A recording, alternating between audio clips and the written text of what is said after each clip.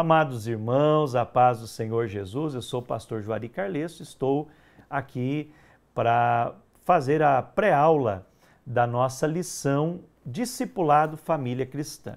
Para você entender um pouquinho sobre essa lição, é uma lição que foi desenvolvida pelo Departamento de Discipulado da Assembleia de Deus em Joinville, o Discipulado para o Brasil, e foi também, teve a participação do Departamento de Casais aqui da IEAD. E agora, nesse trimestre, então, em que nós tivemos aí de início, uma informação que não teríamos a lição da Escola Bíblica Dominical da CPAD, nós resolvemos utilizar em algumas congregações aqui da IEAD essa revista como o material para a classe de adultos. E esse material é excelente porque vem justamente em um momento em que a família está sendo muito atacada, que a família está muitas vezes sendo desvalorizada pela sociedade e vem reforçar toda a ideia, a convicção da importância da família, principalmente no seio da igreja e como bênção para a sociedade. Então eu quero convidar você a estar conosco durante esses minutos para você entender um pouquinho mais sobre a lição e também poder aplicar de uma forma correta, não só na Escola Bíblica Dominical, nesse trimestre, mas também poder aplicar nas classes de discipulado e nos grupos de discipulado durante os próximos dias, os próximos meses, enfim, quando Deus lhe orientar a discipular uma família através desse material Discipulado Família Cristã.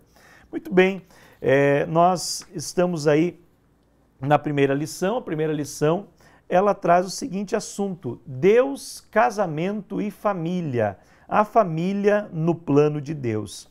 Então, como a lição Discipulado Família Cristã ela é mais direta do que uma lição na escola dominical, nós criamos subsídios extra para entregar aos nossos professores de escola dominical, que é justamente o texto áureo, a verdade prática, a leitura bíblica diária, a leitura bíblica em classe, e também dinâmicas, o comentário dividido em pontos centrais e sínteses dos tópicos, e além disso, a conclusão. Nosso querido companheiro, pastor Emerson Hernani, lá de Portugal, que é um membro da nossa equipe do Discipulado para o Brasil na área editorial, ele que desenvolveu todo esse material para enriquecer, então, a nossa escola bíblica dominical. E se você quer receber esses subsídios em cada lição, nós vamos estar postando eles tanto no grupo de WhatsApp quanto no Telegram.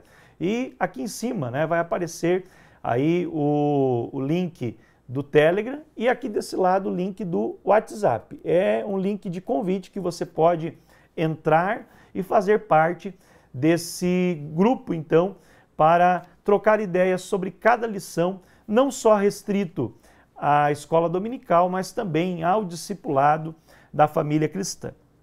Muito bem, nós então escolhemos aqui para esse texto, para esse material, o texto áureo de Gênesis 2,18, que diz assim: Então o Senhor declarou, não é bom que o homem esteja só, farei para ele alguém que o auxilie e lhe corresponda. Gênesis 2,18.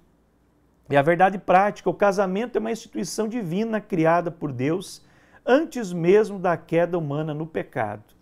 E temos aqui uma leitura diária de diversos textos bíblicos.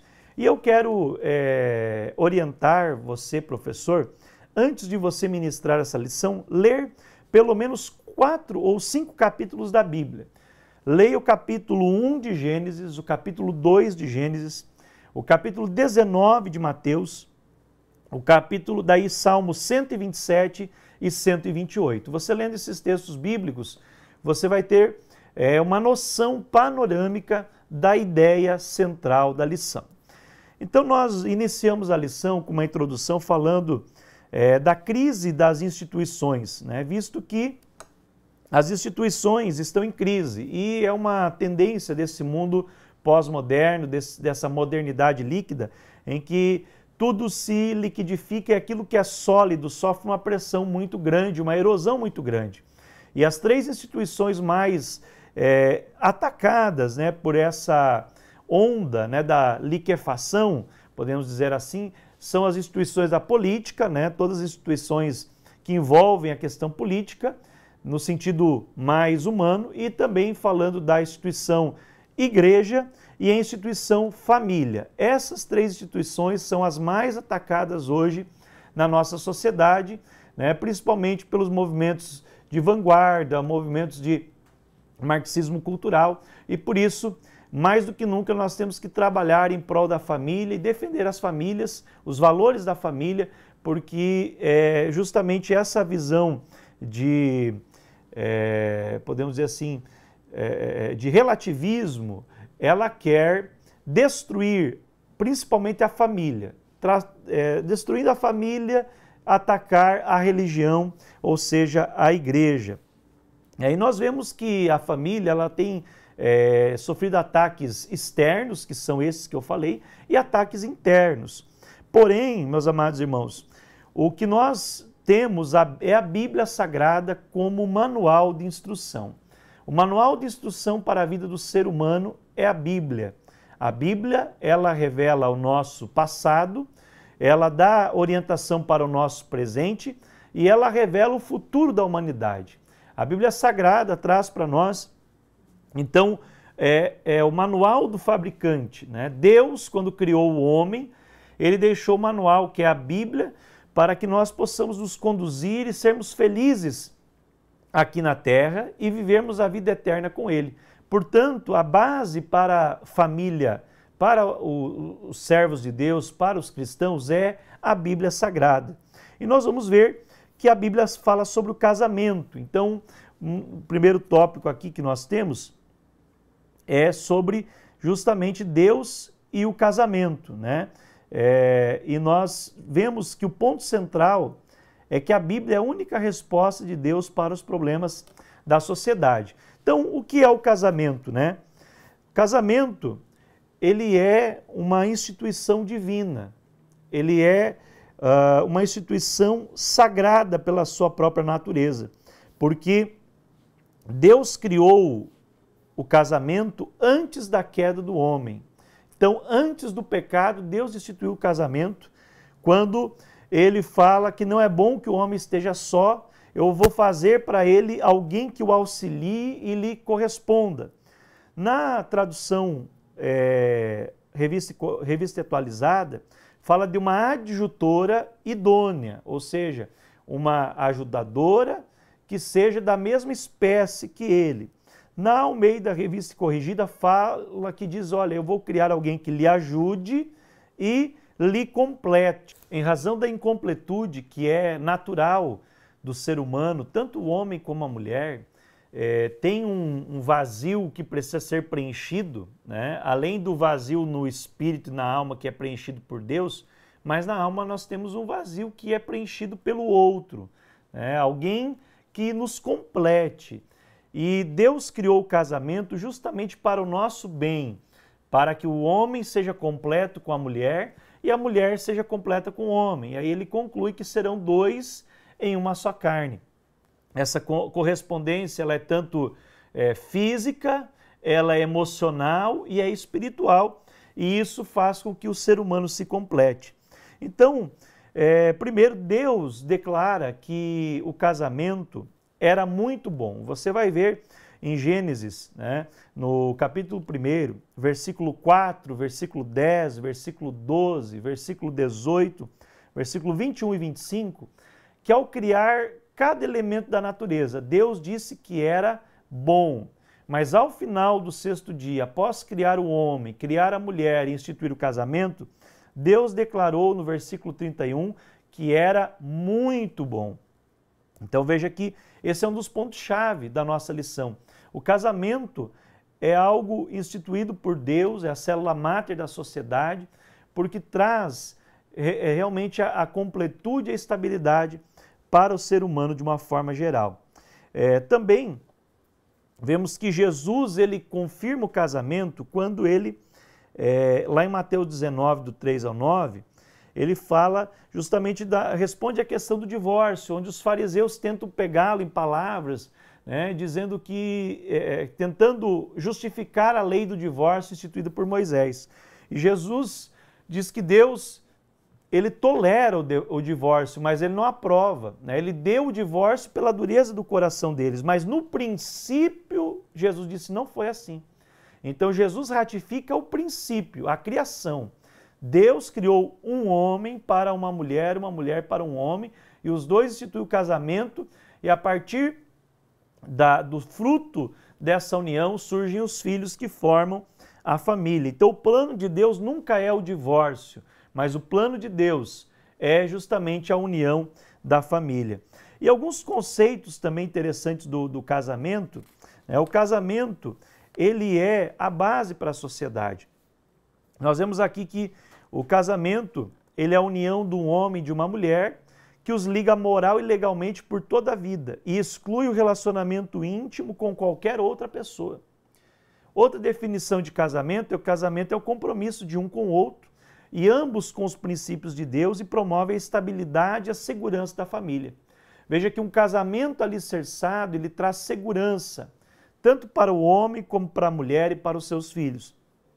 E além disso, né, uma definição interessante é que o casamento ele não é a união de duas pessoas perfeitas e infalíveis, mas de dois seres humanos que estão se aperfeiçoando e amadurecendo na arte de se doar. Olha que interessante, Deus une pessoas imperfeitas para que nessa completude eles se aperfeiçoem, aprendam a amar mais e desenvolvam o amor conforme o amor maduro, o amor ágape, o amor cristão. Queridos, nós vamos ver ainda, né, que nesse segundo tópico, que os princípios para o casamento bíblico são primeiramente, né, a monogamia. Então não tem muito o que comentar, mas Gênesis 1:27 já dá a ideia, um homem e uma mulher, ou seja, a poligamia, ela é condenada por Deus. Alguns reis, algumas pessoas no passado, na história de Israel, foram polígamos, mas nunca foi a vontade de Deus, sempre foi uma permissão, mas sempre houve problemas quando houve a poligamia. E Deus, no Novo Testamento, totalmente abomina a poligamia. A heterossexualidade, né, ou seja, um homem e uma mulher, nunca é dois homens ou duas mulheres, né, ou qualquer outro tipo de combinação, mas é um homem e uma mulher. O companheirismo, então Deus percebeu que o homem estava só e lhe fez uma companheira. Esse é um dos princípios do casamento. A durabilidade, então o casamento no plano divino, ele tem um prazo de validade. Qual que é o prazo? É até que a morte os separe. Não é antes nem depois. Então, quando o divórcio acontece, ele é algo que não é aprovado por Deus, mas é consequência da queda, é consequência do pecado do homem, da natureza pecaminosa do ser humano. O casal que não consegue viver no espírito e vive nessa vida carnal, no sentido de seguir as suas paixões e natureza humana, e muitas vezes abre margem para o divórcio. Mas o projeto de Deus não é o divórcio, o projeto de Deus é que viva até que a morte separe. Há casos em que Deus permite o divórcio, mas não é vontade diretiva de Deus, é vontade permissiva, como no caso do adultério, se não houver perdão da parte ofendida. Também outro ponto, que é um dos princípios do casamento, é a fidelidade. Mais do que indissolúvel, o casamento ele tem que ter fidelidade, confiança, lealdade, né, perseverança e sinceridade. Então esses são pontos fundamentais também para o casamento abençoado por Deus. Outro ponto do casamento é a fertilidade, né, que a família é o resultado do casamento. O casal ele vai projetar também, planejar. É claro que hoje, nos dias de hoje, há um planejamento para tudo isso, mas a ideia é que tenha filhos. A gente também respeita casais que resolveram não ter filhos, né, ou que não podem ter filhos. Porém, uma das principais instituições ou funções do casamento é a fertilidade, é produzir filhos, né? Então, todos nós somos gerados a partir da união de um homem e de uma mulher. E a ideia é que a humanidade se multiplique através da fertilidade do casal. e a igualdade. Então nós vemos que tanto homens e mulheres foram criados à imagem e semelhança de Deus. Nós vemos que Deus dá valor ao homem e à mulher, dignidade ao homem e à mulher e importância ao homem e à mulher. Então veja que Deus ele não rebaixa um e outro, né? Há um certo adágio entre os pregadores que ministram para casais, que Deus não criou a mulher da sola do pé para ser pisada pelo homem, nem do pescoço para comandar, né, a cabeça, mas criou da costela de Adão, ou seja, para andar do lado. E esse andar ao lado, né, quando se fala que a mulher ela é submissa, deve ser submissa, conforme o apóstolo Paulo fala lá em Coríntios, não quer dizer que a mulher deve ser pisada pelo homem. Pelo contrário, submissão significa uma missão que está abaixo de outra missão. Ou seja, a função da mulher no casamento é o quê? Ela participar da missão dada ao homem e ter essa missão, né, como a sua missão.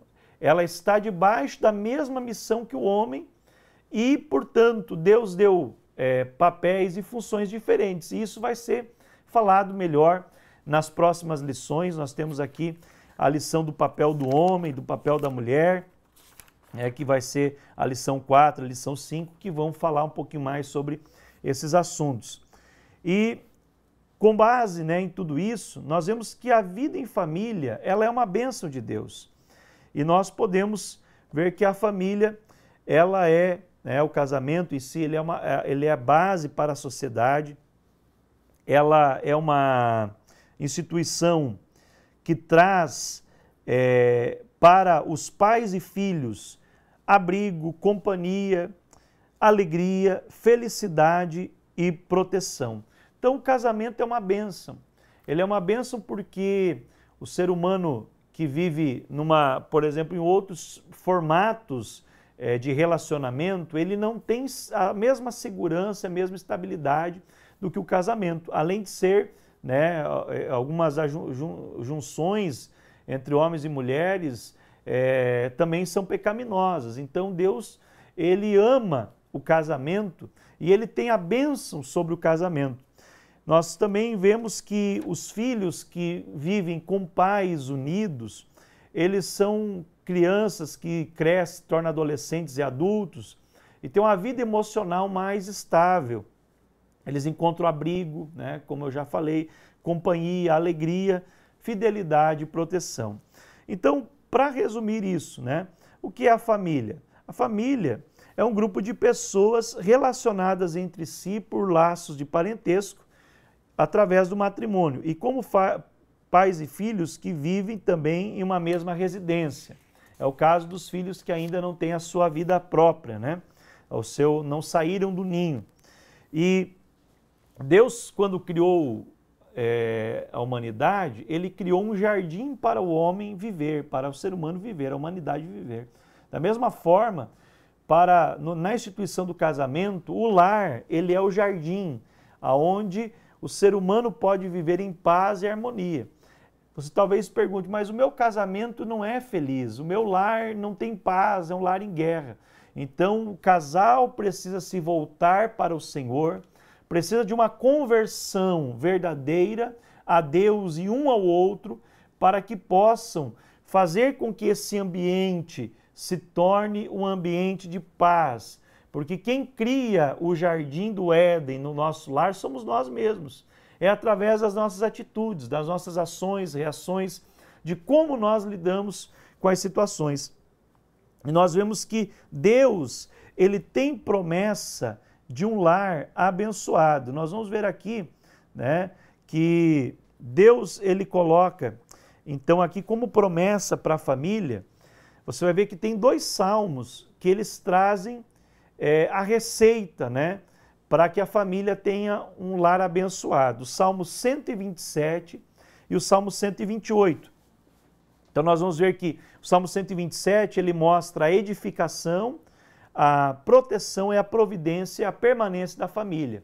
Se você ler o Salmo 127, você vai ver no versículo 1, nós vamos acompanhar aqui na Bíblia Sagrada, Salmo 127 e 128, como eu já falei, esses salmos têm que ser lidos, né, de antemão pelo professor. Olha só, Salmo 127, ele diz assim: se o Senhor não edificar a casa, em vão trabalham os que a edificam. Então, Deus é o construtor da casa, do lar. Então, você quer ter um lar abençoado, você precisa receber Deus como construtor da casa. Na parte B diz assim: se o Senhor não guardar a cidade, em vão vigia a sentinela. Ou seja, receber Deus como protetor, o guardador do nosso lar. Depois, no versículo 2 diz: será inútil levantar de madrugada, dormir tarde, comer o pão que conseguiram com tanto esforço. Aos seus amados ele o dá enquanto dorme. Ou seja, receber Deus como provedor daquilo que necessitamos. Existem pessoas que são workaholics, ou seja, viciados em trabalho, trabalham muito e se esforçam muito e lutam muito pelos bens materiais, enquanto o lar se desmorona. Ao passo que aqueles que confiam em Deus, eles trabalham dentro do limite normal do trabalho, mas eles repousam em confiança a Deus, em tranquilidade, sem ansiedade, porque sabem que enquanto eles dormem, Deus está trabalhando por eles. E Deus, ele é o provedor daquilo que necessitamos. Quando nós queremos fazer tudo do nosso jeito, muitas vezes nos acabamos frustrados e pessoas que muito se esforçam, às vezes perdem tudo em maus negócios, em más decisões, enquanto aqueles que temem a Deus têm um lar próspero e feliz. E o versículo 3, né, diz assim: herança do Senhor são os filhos, e o fruto do ventre o seu galardão. Versículo 4 e 5 vão continuar falando dos filhos. Então, o casal que era a bênção de Deus tem que receber Deus como doador de filhos para o casal, pois os filhos são bênção que ele nos concede. E por último, versículo 1 do Salmo 128, bem-aventurado aquele que teme ao Senhor e anda nos seus caminhos. Então, outro princípio é temer ao Senhor e andar nos seus caminhos. Quando nós obedecemos esses princípios, nós vamos receber os benefícios também do Salmo 28. Olha só, o primeiro benefício é a felicidade. Bem-aventurado, ou seja, feliz de verdade, aquele que teme ao Senhor. No versículo 2, comerá do fruto do seu trabalho, será feliz e tudo irá bem para você. Ou seja, a prosperidade, né, que advém daquele que confia em Deus. No versículo 3, sua esposa no interior da sua casa será como a videira frutífera. Seus filhos serão como rebentos da oliveira ao redor da sua mesa. Significa o quê? Fertilidade. A bênção sobre a mulher, sobre os filhos. E também, né, a continuação do versículo diz, a parte B, a união familiar. Os seus filhos serão como brotos da oliveira. Ou seja, o broto da oliveira ele está grudado na oliveira. O homem, né, que é ele será como uma árvore plantada, ou a mulher como uma videira frutífera. Ao seu redor estão os brotos, ou seja, estão todos unidos. E essa união, ela advém da bênção de Deus. E no final, diz que o Senhor te abençoe desde Sião, para que você veja a prosperidade de Jerusalém durante todos os dias da sua vida, e veja os filhos de seus filhos, paz sobre Israel. Olha só, a longevidade. Uma família unida, ela tem tudo para ter uma vida de longevidade. Tanto pela questão mesmo da união, da proteção da família entre si, do cuidado que um tem com o outro, né? E é provado isso hoje pela ciência, que pessoas que vivem solitárias ou de casamentos arruinados, elas morrem mais cedo do que pessoas que têm companheiro para toda a vida. Você deve conhecer provavelmente algum casal que viveu 50, 60 anos de casado, né, e um cuidando do outro. Quando um faleceu, logo o outro faleceu.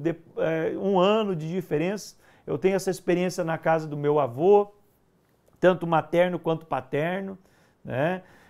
Tem essa experiência de muitos irmãos da igreja que a gente atende, que vivem uma vida de longevidade, porque o casal, um cuida do outro, mesmo tendo filhos, netos, bisnetos, e os filhos cuidam dos pais. Agora, quando a pessoa rompe esses laços familiares, a ciência diz que ela tem mais chance de ter infarto, ter problemas no cérebro, problemas do sistema nervoso, problemas em todos os órgãos do corpo, porque o estresse e a falta de alguém traz tudo isso. Então veja que aquele que tem uma família abençoada, com a bênção do Senhor, também tem a bênção da longevidade. O terceiro ponto, que é o ponto um lar estruturado, né? O que fazer para ter um lar feliz, né? Primeiro, para você ter um lar feliz, então é o que nós vamos passar para os nossos alunos, nós vamos ter que trabalhar com relacionamentos. O segredo do casamento é relacionamento. Primeiro, relacionamento vertical, relacionamento do homem com Deus, relacionamento da mulher com Deus, relacionamento da criança ou do filho com Deus e da família toda junta com Deus. Então é o vertical.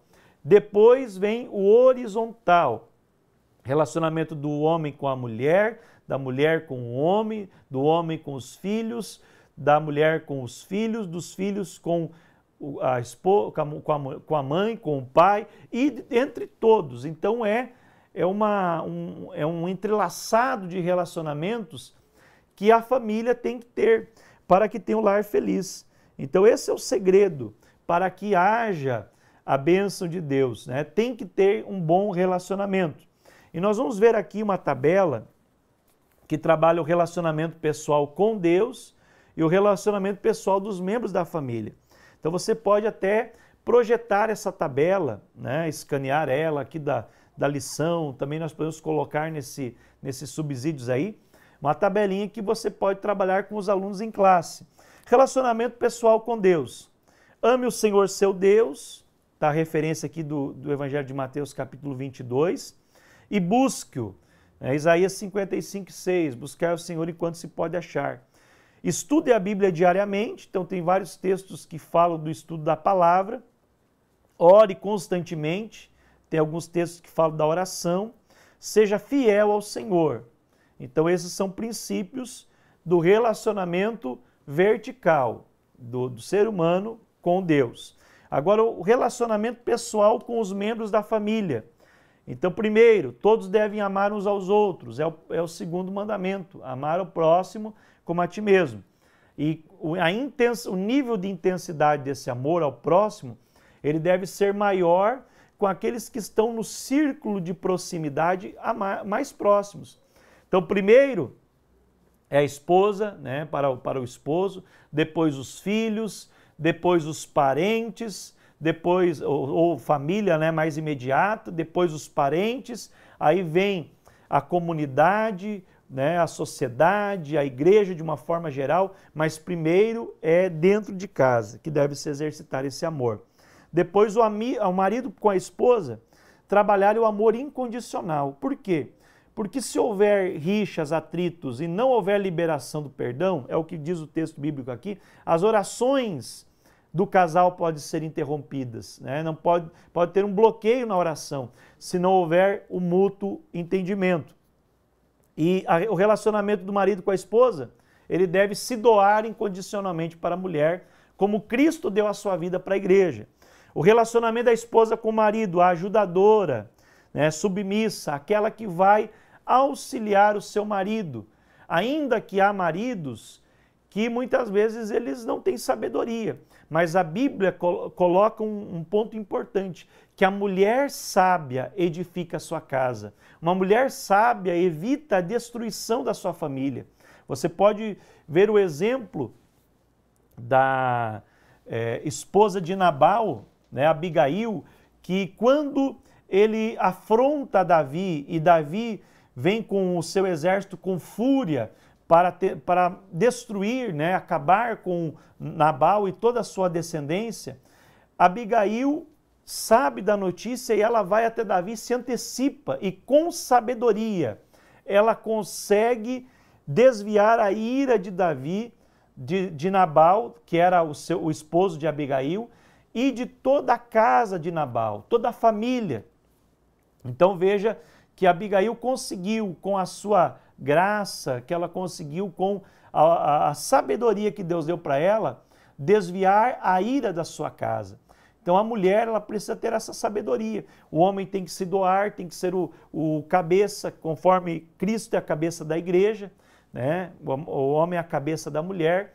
Porém, o homem, ele tem essa função de provedor, mas a mulher, ela tem muita responsabilidade porque ela é que edifica.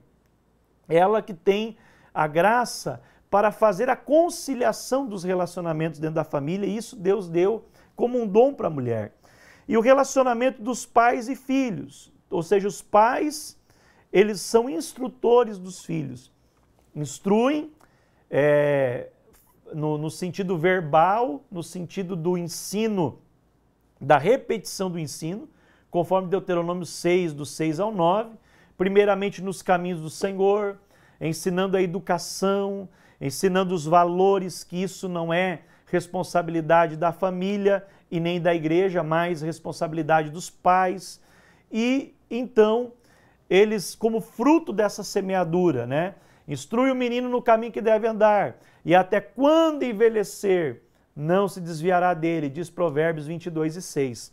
Por outro lado, o que os filhos devem ser? Os filhos devem ser obedientes aos pais, porque é justo. Honrar pai e mãe, porque é um mandamento com promessa. E assim eles serão abençoados, quando eles obedecem e são submissos, né, aos seus pais. Então nós vemos que o relacionamento familiar é algo projetado por Deus. E a obediência a esses preceitos bíblicos guiará os membros da família a se relacionarem de modo correto com Deus e com os seus familiares. Então, queridos, nós podemos concluir que o casamento, ele é uma instituição divina criada antes da queda, né? E por isso o próprio Deus declara que o casamento é muito bom.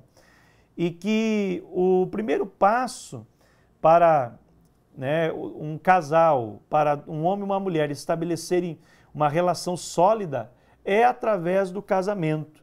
É o relacionamento que Deus projetou para se formar a família. Então esse núcleo básico, eles têm que ser formado por pessoas fortemente ligadas pelos laços do parentesco do matrimônio, mas também pelos laços do amor.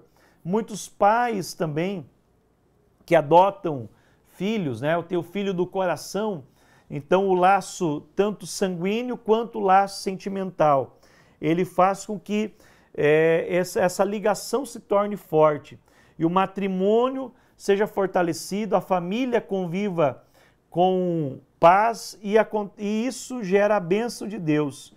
Então nós vemos que esse é o padrão estabelecido pelo nosso Criador. E se porventura algum dos seus alunos teve a infelicidade de ter um problema no casamento, divórcio, ter um casamento frustrado, de repente passou pelo processo da perda do esposo, da esposa, ou de um filho, né? Muitas pessoas que têm hoje traumas na nossa sociedade. Você pode aproveitar esse momento final para orar com eles, para ministrar a bênção de Deus sobre a vida deles e para que Deus é especialista em reconstruir aquilo que está quebrado, em formar uma família, né, que venha glorificar o seu nome e que todas as famílias que servem a Deus possam estar firmes no seu propósito e serem famílias felizes e abençoadas. Eu tenho certeza, querido irmão, querida irmã, que este manual, Discipulado Família Cristã, vai ser de grande bênção, de grande valia para o desenvolvimento espiritual e relacional da sua família e do seu lar. E com certeza vai ser uma das escolas dominicais em que nós veremos mais o impacto de Deus sobre as famílias e as pessoas que servem ao Senhor. Muito obrigado. Eu vou deixar aqui no final também o contato do discipulado, Departamento de Discipulado para o Brasil. Se você quiser receber essa lição na sua casa, ou de repente encomendar alguns exemplares para a sua igreja, eu tenho certeza que vai ser bênção em nome de Jesus. Um grande abraço e até a próxima. Que Deus abençoe.